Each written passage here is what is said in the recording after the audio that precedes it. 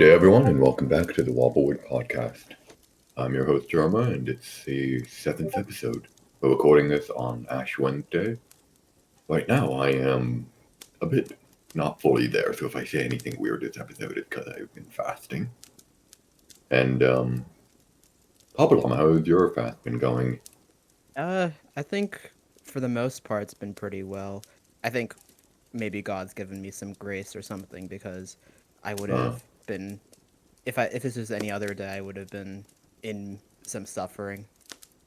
yeah. Luckily, today I didn't have much I needed to get done. Also, I prepared this time and actually had like a nice large dinner last night so I could have a bit of extra energy with me. But even then, it was hard. There were moments where I just had to like lie down for a moment and recompose myself. But I was doing a lot more stringent fast instead of the two small meals that equal less than one large meal. I'm just on one small meal, and that was less than an hour before recording this, and we're at like 9 p.m. I guess you don't have too much experience fasting, eh? I've been fasting basically my entire life. It's been over, well, not my entire life. I didn't fast when I was young, but I've been fasting for a while. I'm just not very bright. You can say that again. Okay. Anyway, PapaLlama. So, now that I think about it, I've always kind of wondered how you got to your position where you are now. So, would you like to tell us about that? Yes, my position as a non-moderator. Hmm. Yeah, Or that one. perhaps you mean my other position. Your shadow ownership. Yeah, that one. Alright, where should I begin? Should I begin from the very beginning? Well, I think it'd be interesting to hear how you got onto CDD in the first place. Oh, that's a pretty easy question, I guess. Around 2021 August. So up until that point, I was a pretty avid user of r/slash Catholic memes. So I like to scroll it, and then coincidentally, I saw that there was a pin post on Reddit in that subreddit, and they announced that there was going to be a new Discord server for r/slash Catholic memes, and I've been a user of Discord for many years now, so I was like, might as well join and see if there's anything interesting there.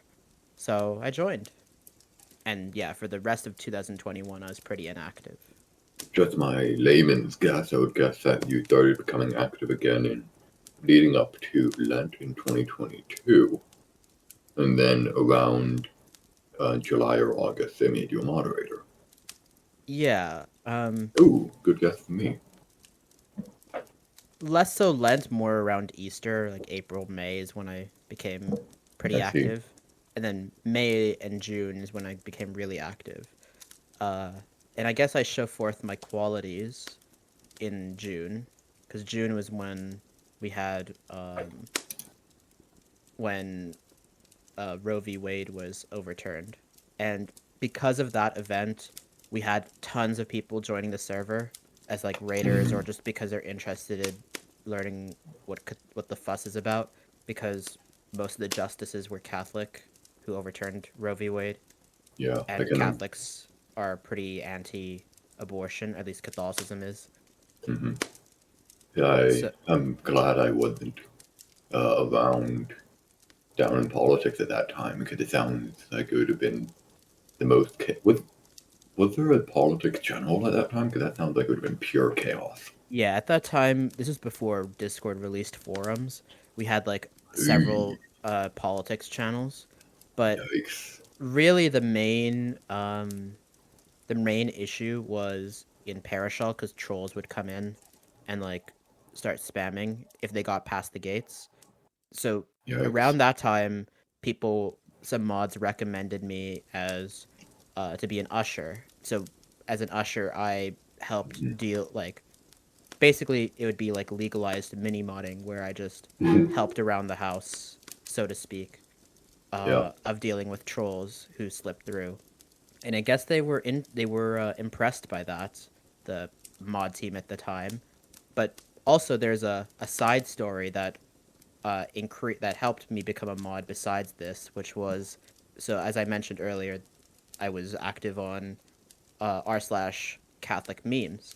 Hmm. And Snails, at some point, she realized that my account here and my account on Reddit were the same person because it had a Oh, different username. yeah, but they have the same profile picture basically, don't they? Yeah, very. It was. They had the same profile picture, or I think at that time I had a Reddit avatar, so not even Mm. the. It wasn't even the same. But anyway, she figured out because I reposted my own meme after it got taken down or something on the Reddit, and then she really liked my memes. I think so. She invited me to be a moderator for Catholic memes, and between the time I was made a mod on Catholic memes and the time I got made a mod on CDD.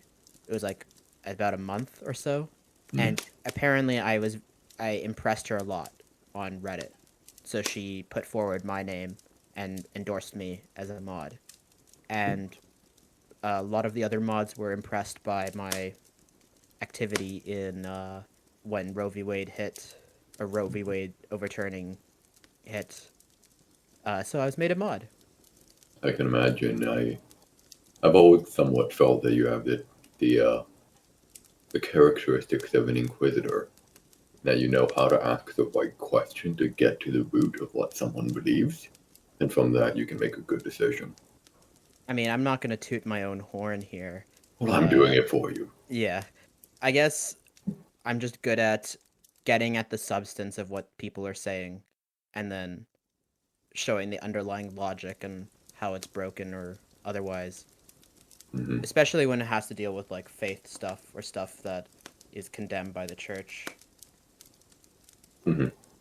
It's the sort of thing where I've always been better at politics than faith stuff, because it's like when it comes to faith stuff, I try to just say, ah, this is what the Catechism says. I'm gonna I'm gonna look closely at this, and then I'm gonna make a guess, and if my guess is wrong, well then I'm wrong. But then with politics, I like getting into the nitty gritty, and it's actually what's the word? It's less difficult, and there's less what's the word? There's a challenge in discussing it. It suits what I'm good at better. And I think for you, it sounds like it's the opposite, where you're very good with the faith. But I'm not going to say that you're bad with the politics. I remember you were quite good when we argued. Yeah, actually, I used to before I got into theology, I used to be very interested in politics Mm. until I got disillusioned with talking about politics with people, especially online. But I would say that the difficulty in theology, like when laymen discuss theology, is that yes, the catechism is a good resource, a really good resource, but theology is not just what the catechism says. So It's you like also it's also a very and what do duty say? yeah, so there's a lot of underlying stuff that like when you get like a statement from the catechism, like there's underlying magisterial documents and verses from scripture and the different authorities like the church fathers and the doctors of the church. So it's not like you can just quote the catechism and then that's theology, you're done. It very rarely tends to work unless someone is just looking for the brute facts of what the faith teaches or what the church teaches about the faith and other doctrines.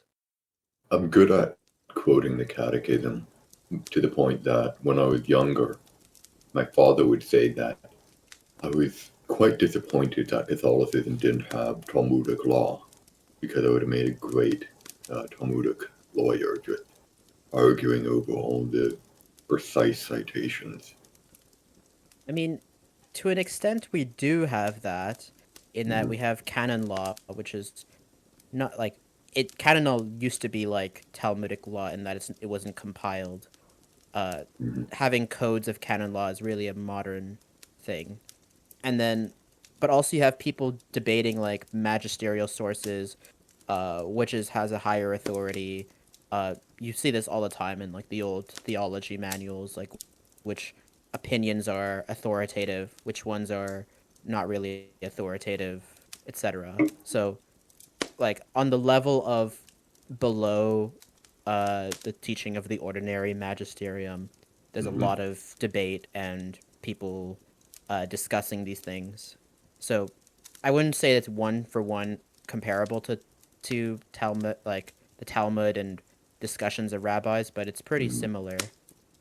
Yeah, I've noticed like I remember I googled once, what statements have been made ex cathedra because what the at the time I thought it was just okay. The only thing that's ever been said ex cathedra was that Mary was assumed into heaven, and they said that in the 1950s. I was like, okay. I started with this, and I found like, okay, yeah, they did say that, and then the Wikipedia article said, here's 10 other things that may have been said ex cathedra, but people disagree on that. And I'm like, what are they talking about? And I knew better than to try and do Wikipedia theology. So I said, huh, that's weird. And then I closed the tab. Yeah, this is one issue, one very common erroneous issue I see among Catholics who don't really know too much theology, is that they say that there's only been two exercises of papal infallibility in history, but Mm-hmm. that's just not correct. Very incorrect. Mm-hmm. In fact, I don't think people realize how common papal infallibility is. Like, obviously, like Pope Francis's encyclicals, nothing in it is infallible. But whenever he canonizes a saint, or whenever, for example, John Paul II, he declared that the church has no authority to ordain women, and this is binding on the entire church, and he is doing that from his own authority as a successor of Peter. Mm-hmm. For those who understand how papal infallibility works, that is a clear exercise of papal infallibility, and so are the canonizations of all the popes. Interesting. I didn't. I like with the statement Jean Paul II made. Yeah, I can see that. I'd never thought about a canonization before. Oh, you're giving me something to think about. Like if you read the language of like a bill of canonization, it's very hard to come away thinking that this is something you can disagree with and that it's not certain. Because Yeah, the language makes it clear it is certain. The fact that they are in heaven is certain. it's the sort of thing where when it comes to canonization, it's like I've always just trusted in canonization, just like implicitly, because I'm like, I know how much effort the church puts into getting these done properly. So I trust in the church, I trust in their method, therefore I should trust in the result of the method. So canonization's all acceptable. But I've never thought about it in that way before. I mean, like, here's a reason why it would be infallible. Like, not not gonna go too deep into the theology of Mm-hmm. like dogmatic facts and stuff, but imagine the person who is canonized is not actually in heaven, but he's in hell. No, I'd rather And not. then a cultist forms around that person, and people start venerating that person who was sent to hell, and people start modeling their life around that person who is sent to hell. You see where I'm going with this? Mm-hmm. Yeah. It'd be very dangerous for the church to canonize someone who is damned. Mm-hmm. It'd be damaging to people's ability to practice the faith, because they would model themselves on someone who's not a saint. Yeah, so it'd be very dangerous for them to do that, so they just wouldn't. So Some, that's one reason why canonizations have to be infallible. Really, the reason why they're infallible is because they're dogmatic facts, and the church declaring the sanctity of someone is necessary in order for other dogmas of the faith to work. mhm. Because it's the sort of thing where I remember Archbishop Oscar Romero, when he became a saint, there were questions about was he martyred or was he killed over a political thing? And in the end, the church decided that he was in fact martyred, from what I recall. And the commentary I saw on it was like, well, if he wasn't holding the Eucharist when he was shot, they may not have ruled that. And I'm like, I don't really feel that's an honest characterization of this issue. I do think that it's very complex, the question of martyrs. Like, for example, a modern day argument about martyrdom is whether for example, the monarchs who were killed Oh in the yes, the last few hundred Romanovs, yeah. years, like for example, Romanovs for the Russians, but then you also have like with Catholics, you have like Louis the XVI, who some argue is a martyr because he refused to keep endorsing the civil constitution on the clergy Mm-hmm. and to keep it in place and punish priests who don't submit to it. So that's one of the reasons why he was executed in the end. They said Mm-hmm. specifically, we're killing you among these other reasons, but also because you didn't fight for the civil constitution on the clergy, and you renounced it and denounced it later on. So that's one reason. But yeah, also there's a question of like, I mean, among theologians, not really a question, but among like lay people, it's a question of whether the church can canonize people who are not formally Catholic. So, for Mm-hmm. example, Pope Francis recently canonized some Coptic martyrs, Mm-hmm. and some people who don't really know too much about this, they argue, oh, that Pope Francis is not allowed to do that because they're not Catholic. He can't canonize non-Catholics. I've always found it kind of laughable when people say, "Oh, the Pope can't do that." Like, he's the Pope. I kind of trust him and Rome to know what the Pope can and cannot do than Billy Bo Bob on the internet. Like, you know what I mean? Yeah, It's but also I think like it's specifically they thought that like the martyrs, someone who dies for the faith, can only do so as a Catholic. I mean, Coptics can't die for the Catholic faith because they're not Catholic. But obviously that runs into the issue of like implicit faith that mm, was most recently taught by the Second Vatican Council, but also discussed prior to that in documents of the Holy Office, the teachings of Pius XII, and also the teachings of Thomas Aquinas, of all people. yeah, it's the sort of thing where I've always there's a phrase I think it's from Vatican II. There is no salvation outside of the Catholic Church, and I've heard that some people don't like that phrase because they think of it as the Catholic Church.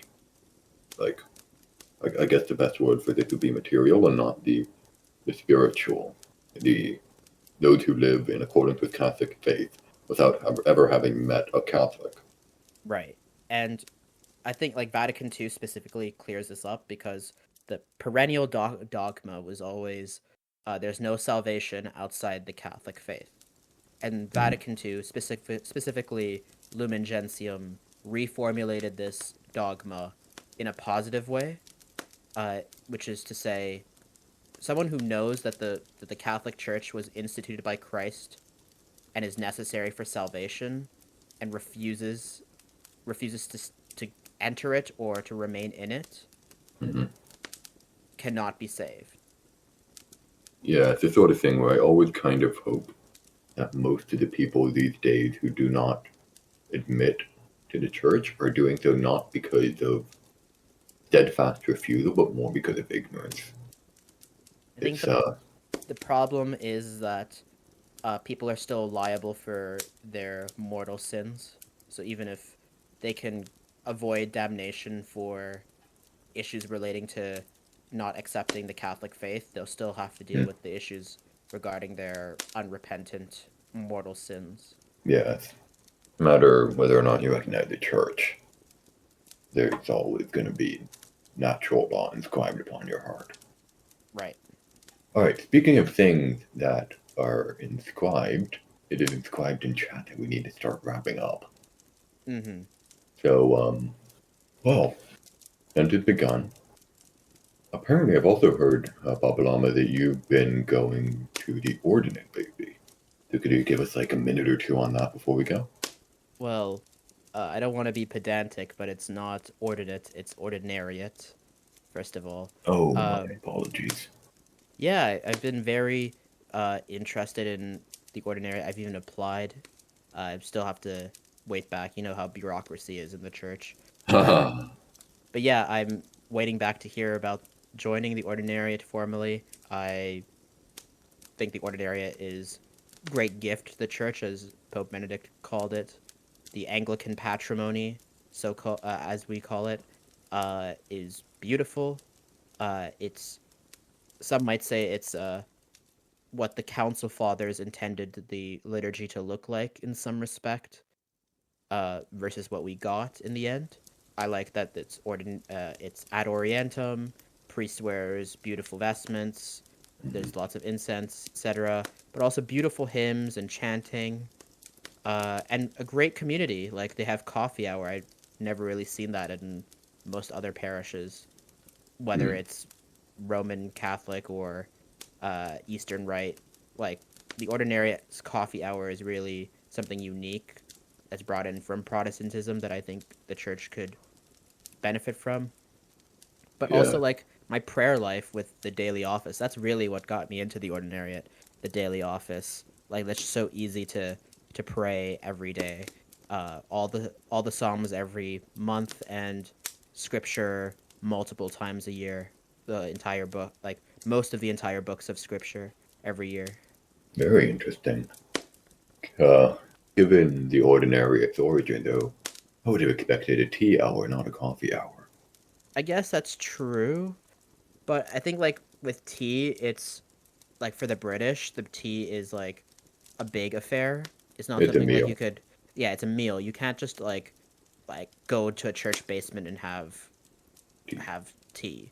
It's something where it's actually part of my schedule. I do breakfast, lunch, tea time, and then dinner.